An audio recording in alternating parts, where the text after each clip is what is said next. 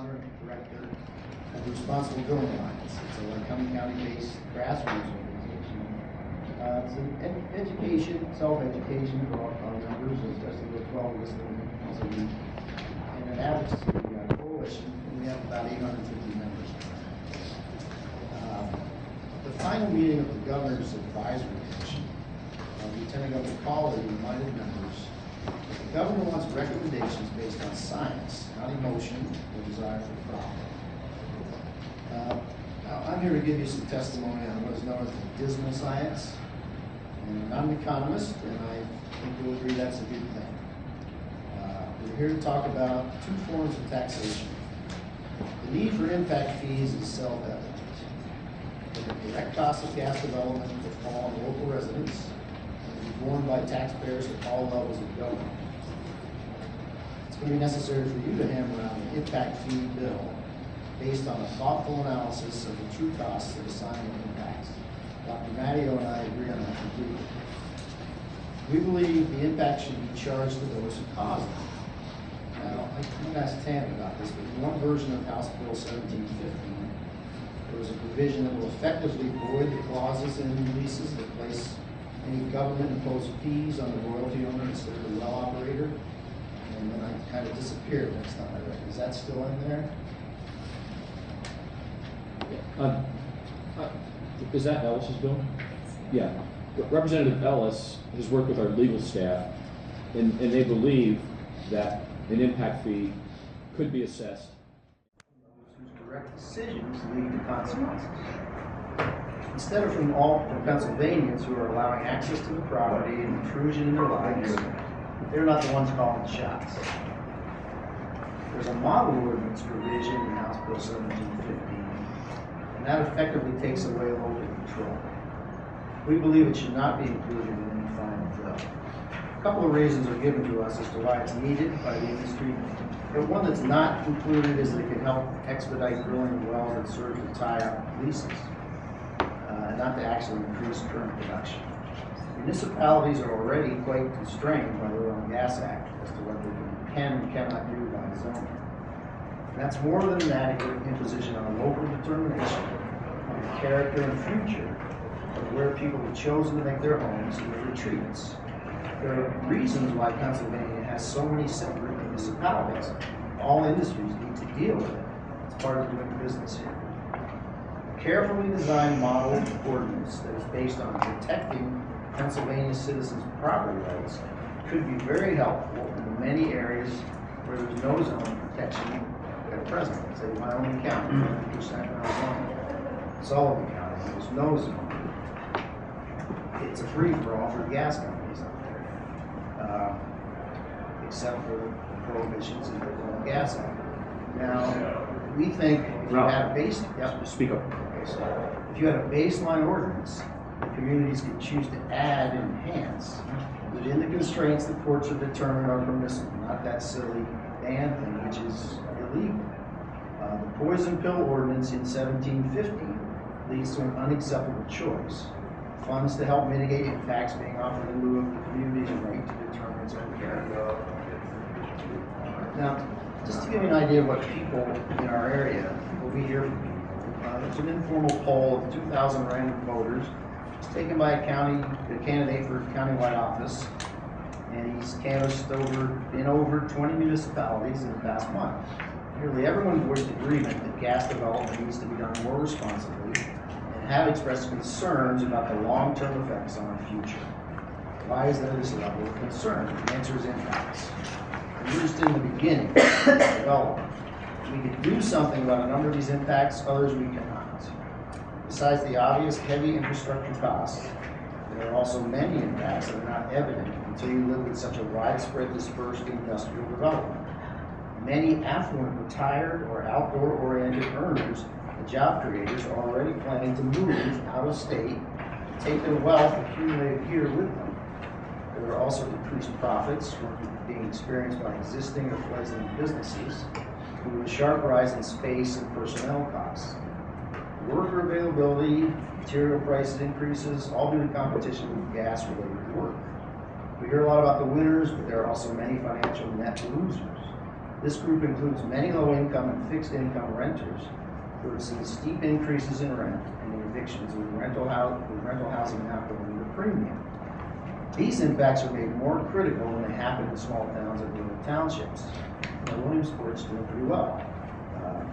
The general nuisance of news sources of traffic, noise, dust, and lights too affect the quality of life greatly. Depreciations to quality of life have direct economic consequences.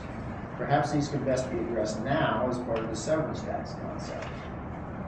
27 of 32 gas-producing states impose some kind of extraction fee, tax, or charge, including the big producers: Alaska, Texas, Louisiana, Wyoming, Oklahoma, and Louisiana. Sorry. What are the primary reasons so many states choose to use this tax policy? It's because in their economies, production of oil and gas, or both, has been the dominating force long enough for the politicians to have figured out the necessity of it. You gotta have it. Industry-funded economic studies will greatly inflate predictions of both jobs and taxes by using standard business parameters, and off-the-shelf software doesn't consider this industry's unique labor and tax situation. Pennsylvania Department of Labor listed only 18,000 employees working in the core drilling and pipeline industries in 2010.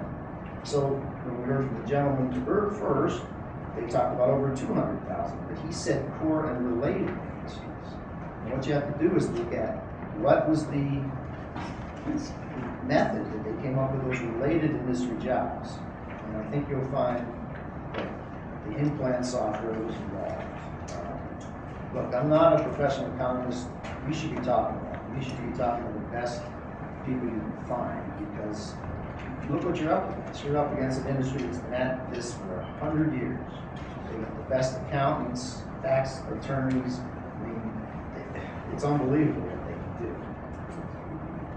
The inflated figures, and the big one was the Marcellus, the Penn State report that first came out that's been discredited. Use that software. And it really helps defend off the imposition of the severance tax. And you know about the polling data, 70%. I mean, everybody has to pay a fair share of taxes. So why not the gas industry too? The philosophy of severance tax opponents say leave the money in the industry hands, and they'll drill more and we will receive the ancillary benefits. But this is already done for them in the federal tax code. For almost 100 years, oil and gas producers have benefited from a tax deduction on intangible drilling and development costs. When you look at those costs, and again, I can't give this to you. You have to get really expert testimony from really expert people. Look at who you're going up against or with. I mean, they come in here to give you what they have. We don't have 100 years of experience as a major modern oil and gas producer. So you say, well, look, what does it all add up to? And let's give you an example. According to Bloomberg Business Week, Range Resources paid an average federal income tax rate of 0.4 from 2005 to 2008. I'm sorry, 0.4. And anyone would love to pay 0.4. So you say, well, that's federal. We have such high taxes in Pennsylvania. Certainly we stick it to them. But these federal incentives also reduce the state taxes operators pay, whether they are structured as a corporation that pays the corporate net income tax on profits, or as an LLC with a partnership. That has been said, pays the same 3.07 PIT rate as most of us do. You know, it's fair to say that Pennsylvania has an antiquated corporate tax system. Delaware holding companies, management fees, and non-market-based transfer prices to ship profits out of state. Now let's give you an example. An operator sells gas to a related pipeline company for a below market price, cutting the operator's profit in that entity.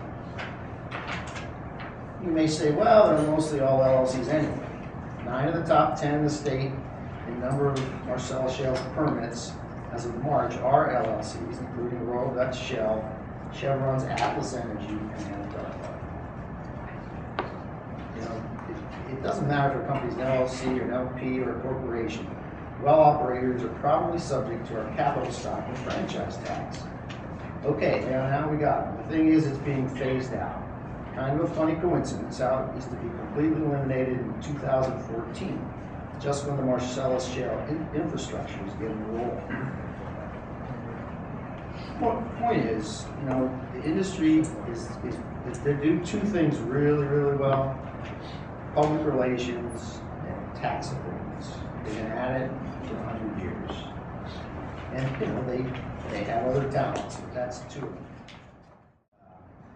You see, if we come up with an equitable extraction fee, in addition to some impact fees that we can figure out are fair, we can focus on building for those who come after us as compensation to the intrusions into the lives of all Pennsylvanians that most of us never thought we would have to incur if we chose to make our lives here in the Commonwealth. Initially abstaining from a severance tax was a strategy that has so far cost us about $200 million in lost revenue. Now, if you want to factor that on the industry side, that's 40 wells. Great, all that money. But that's 40 wells probably to tie up really lousy deals for Pennsylvania landowners. I mean, look, people around here can get it now. It's just dumb luck whether you're going to have a well that's producing on the property. You have nothing. You're going to get it. You got this thing underground. It's in the bank for you. But unless you're in the right place, it's not going to produce for a while. So who are we benefiting? That's what I'm trying to say. We have to really look at what's best for the future.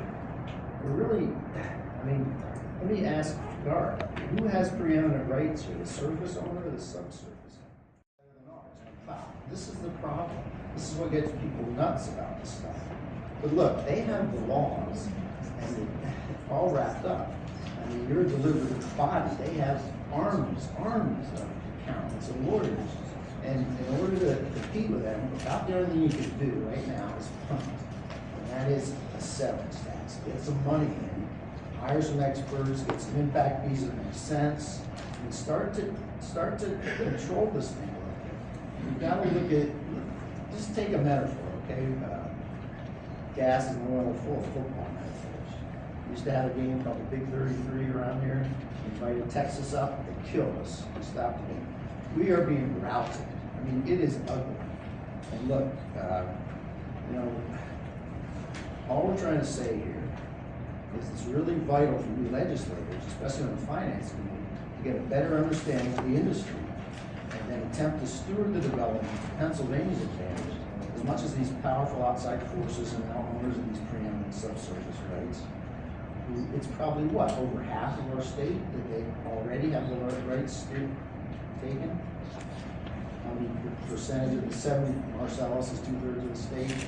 I'm not sure exactly. We have to figure it out. We got to know. I mean, this is serious stuff, and you know, I'm just an amateur. But you need the best you can get, and you don't have any money for this stuff, so put it in an impact fee. I don't know how you're going to do it.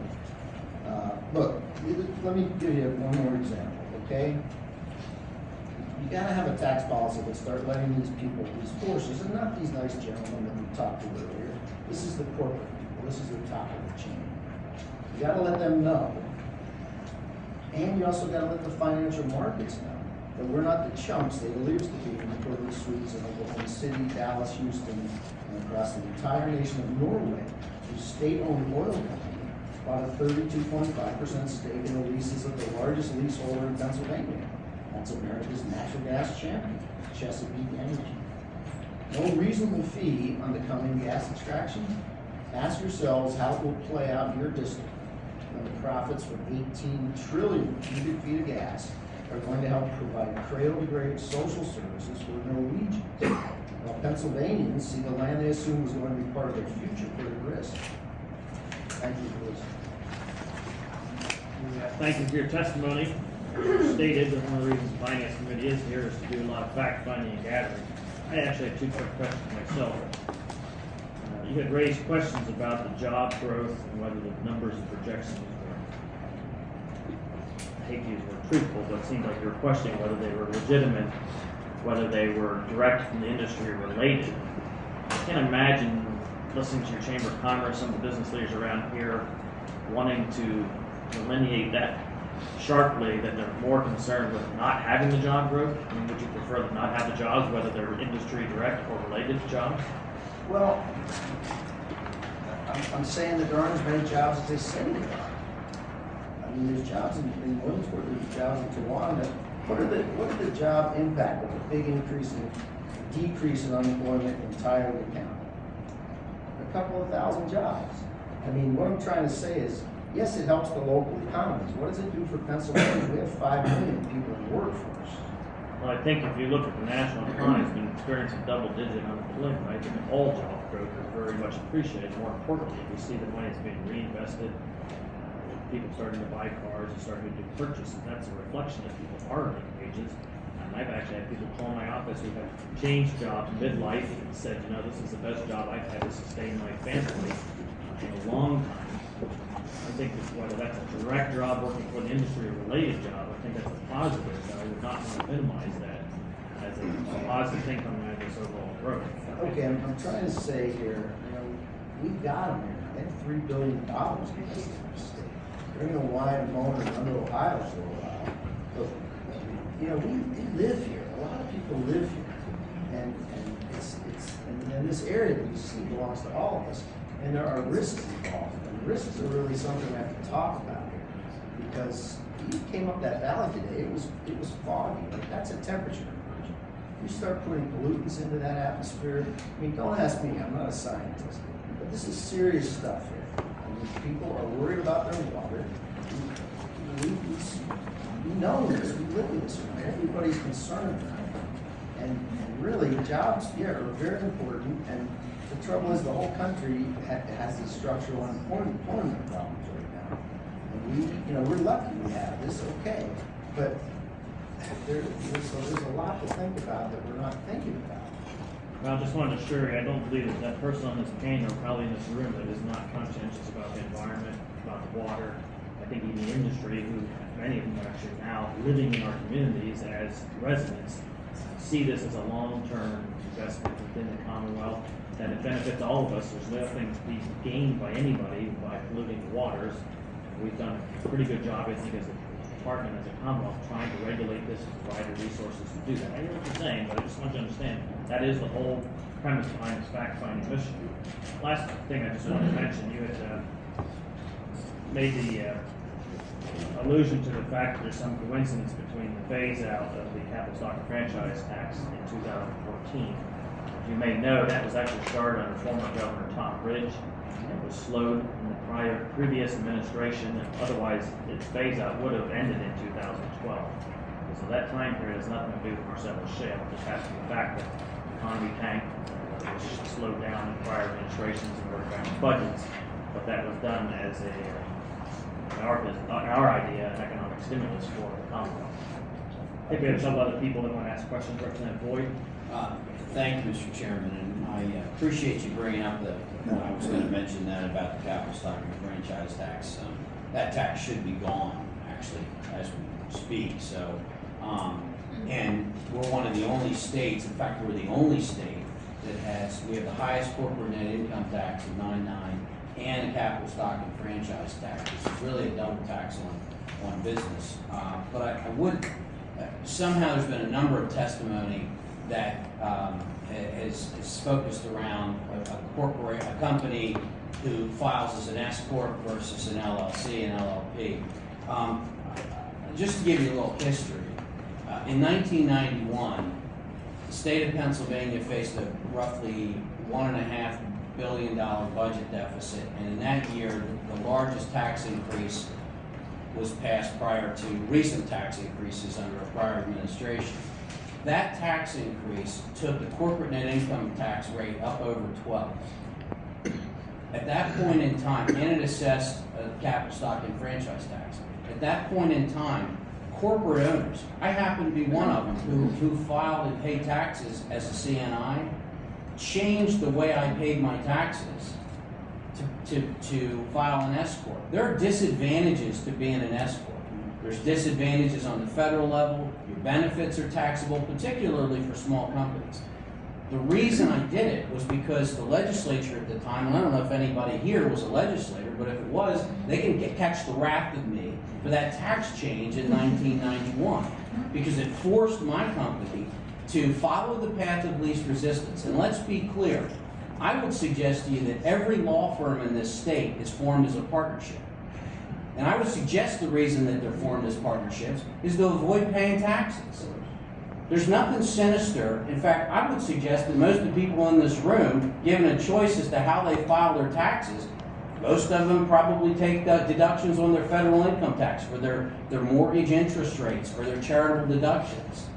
We all focus on paying the least amount of tax possible. And to accuse any industry, and it is replete among the corporations of the state, not just the gas industry, the coal industry, law firms, physicians. Why do physicians? Why are they partnerships? The same reason, to pay as little tax as possible.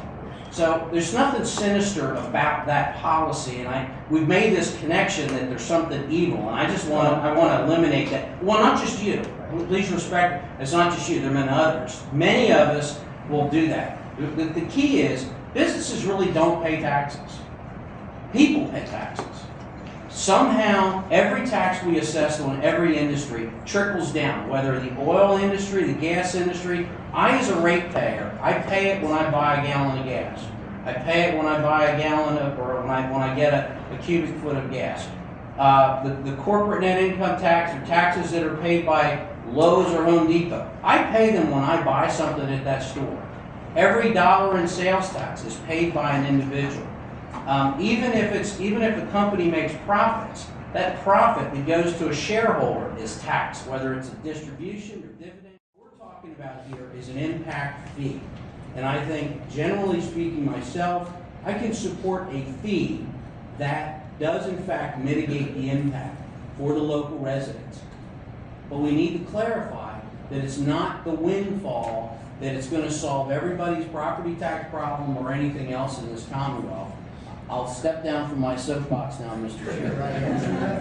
Sure. You know, Sure, thank you. of course, I appreciate it. But the thing is, it's a big price we're paying, and our lives are going to be here for 100 years. I mean, they got the rights to all these layers, and you know, it's really rough for people. And there's a double-edged thing going on. And you know, go up to Garth District, and you can find a little area in Penn Township where there's 3 well pads owned by Exxon within a half square mile. Now, why is that? What's the implication of that for the long term? I mean, we know that all these little companies are going to boil down to Exxon and Chevron someday. They've already decided that. And really, you know, what's the future for this? I mean, they're going to have to maximize this gas forever because, you know, it's the last big thing we got. So what I'm trying to say is we've got to start really slowly, carefully, and sip on this gas for 100 years. What's going to happen? They're going to send the gas that they have here. The pipeline we passed this morning, right, on the way up here, just south of here, comes up from the southwest, Philadelphia, turns up here. Where does it go? It dead ends in Clinton County. And why does it do that? Because they stuff a bunch of gas up there in the summer so they can hit the markets in the cities in the winter. So they're not going to have to do that anymore. So all that gas down in the south where they're talking about competition, that's going to go overseas. So here we are, we're told it's clean, abundant, American. We're not sure it's clean if you're talking about the atmosphere, one of the most important things we've got. They need a ton of water, and it gets fouled up whether by them or by what's down in the ground. A lot of it goes out of the system. And we don't know how much surface area they're getting. So all we're saying is we've given them all these rights. They have a tremendous start on us. And we're just trying to say they're not going anywhere with $3 billion. So let's make this something for Pennsylvania. All Pennsylvanians, locally from an impact fee, a severance tax, if you keep it out of the budget, you know, and just use it for the future for all kinds of extras. And I mean, Texas has built one of the best university systems in the world with their severance tax money. I mean, you could do a lot of great things for Pennsylvania eventually with this stuff, but we got to get a balance here. It's way out of balance. That's all we're trying to say. Thank you, Mr. Kisberg. We appreciate it. I apologize. Representative Mankiewicz had one last question. Thank you, Mr. Chairman. Ralph, thank you for your testimony. I just wanted to make a couple comments and ask a question for clarification. When you mentioned that basically every other state has some type of severance tax fee. What's important to note, in my opinion, is that yes, Texas, which everyone looks at as the boom for oil and natural gas, and they have a tax. What I would also say to that is that Texas does not have an income tax. That's an important thing to keep in mind. Pennsylvania has an income tax. It has the highest corporate net income taxes. We have a high gas tax. We have high registration fees. We have high property taxes, ranked one of the worst property taxes in the entire country. As we look at this, if we just throw another tax on, we're following in the footsteps that got us into some of these unconscionable financial positions we're already in. And that's one of my major problems with the tax or fee. I'm trying to understand the root issue that you have with the industry. You've mentioned several times what we're up against, saying us, we. I'm trying to understand your perspective a little bit more as to why it's an us versus them relationship, where that's coming from. Is it an element of surface rights versus gas or mineral rights? And in that case, as Representative Everett mentioned, those who own the gas rights own them. Pennsylvania does not own those rights. We, the people, don't own them except for in the state forests and on public land where Pennsylvania specifically owns those rights. I wanted to try to understand a little bit more of where you were coming from. Well, I guess Chinese, who, by the way, have half of Chesapeake's Barnett shale interest now, they have a character for illness. It's called dangerous opportunity. And that's where we are, in a dangerous opportunity. Anybody know the MIT study on the future of natural gas? It's pro-gas. So it's something worth reading. It starts out with this, and Dr. Terry Engel said the same thing. If we don't figure out the methane problem with the production of natural gas, it's going to be a terrible consequence. It's much greater greenhouse destroying factor than carbon dioxide. Now, it doesn't last as long in the atmosphere. But again, I'm no scientist, but this is a big threat that is going to impede this. We really got to get a handle on what it means in the long run. How are they really going to maximize this resource? You talk to Seneca, they'll tell you, we can put our laterals 1,300 feet apart and maximize it. You talk to someone from Chesapeake, or someone Chesapeake was in the room when the Land Association of Wyoming County said they're 260 feet apart is their maximum. What is it? We don't know. When you get a plat, filed in a DEP with drilling a well, they file it before they drill it. We don't know what happens after they drill it. We never get back to check. I mean, there's all kinds of things that are really questionable. And Ralph, I'm sorry. Can you help us make the link between regulation and tax money? There's a separation. Yeah, between the two, and it seems like you're very concerned about the environment, as everyone else is. But if we get the best possible regulation in place and we hold the industry accountable, my curiosity is, why does the tax come into play in that discussion? well, regulations are great. We put in those new casing regulations.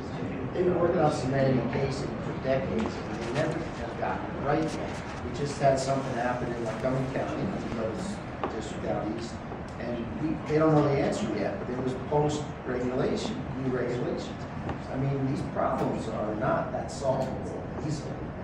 Look, we go back to risk, you got data now, you've drilled 3,000 wells. So you had 3 blowouts, you've had, the DEP says 16 or 17 wells have caused methane migration to people's homes, multiple people's homes. All this is part of the risk factor. And the risk is really important for the investors, for the people that put money into this. So somehow, they can't have it both ways. It's not risky, but it's risky. So, these tax breaks on the federal level. That's why they have the federal breaks. Well, for the benefit of the committee, maybe you and I can just. That'd be great. Thank you, Mr. Chairman. Well, thank you both for your diligence, and thank you, Ralph, for your